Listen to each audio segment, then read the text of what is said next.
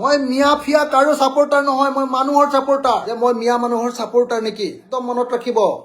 1 number কথা, মই tribal মানুহৰ ছাপোৰ্টাৰ। 1 নম্বৰ কথা। 2 নম্বৰ কথা, মই অসমৰ খিলঞ্জীয়া মানুহৰ ছাপোৰ্টাৰ। 2 নম্বৰ কথা।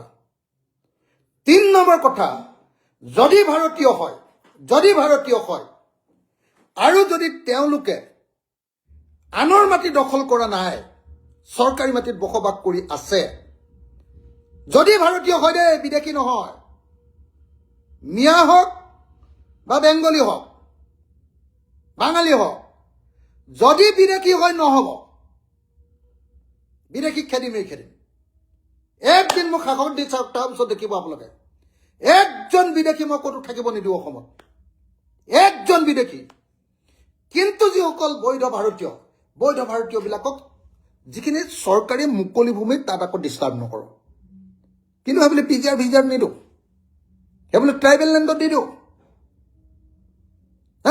মোৰ কাৰণে হিন্দু মুছলমান একো নাই, মোৰ কাৰণে খ্ৰীষ্টান জৈন একো নাই, মোৰ কাৰণে বেংগলী মিয়া একো নাই, মোৰ কাৰণে মানুহ। কিন্তু কাক দিম? যে ভাৰতীয়। 1 নম্বৰ। আৰু ভাৰতীয় হলেও সেইবুলি আকৌ 6 শিডিউল এলেকাত পিজিআৰ আৰু ভিজিআৰ ভূমিত কাকো থাকিব নিদিব। পিজিআৰ আৰু ভিজিআৰ চৰকাৰী বাকী আছে, দিম আমি, কিয় নোৱাৰিম? অসমত মাটি আছে, দিব পাৰিম।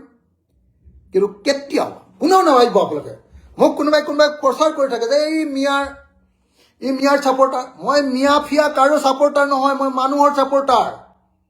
স্পষ্টকে কৈ দিলো, ভাৰতৰ সংবিধান অনুসৰি যি বৈধ ভাৰতীয়, তেওঁ বঙালী হলেও মই ছাপোৰ্টাৰ, তেওঁ বিহাৰী হলেও মই ছাপোৰ্টাৰ, তেওঁ নেপালী হলেও মই ছাপোৰ্টাৰ, তেওঁ মিয়া হলেও মই ছাপোৰ্টাৰ, তেওঁ মুছলমান হলেও মই ছাপোৰ্টাৰ, তেওঁ জৈন হলেও মই ছাপোৰ্টাৰ, সকলোৰে প্ৰতি মই ছাপোৰ্টাৰ।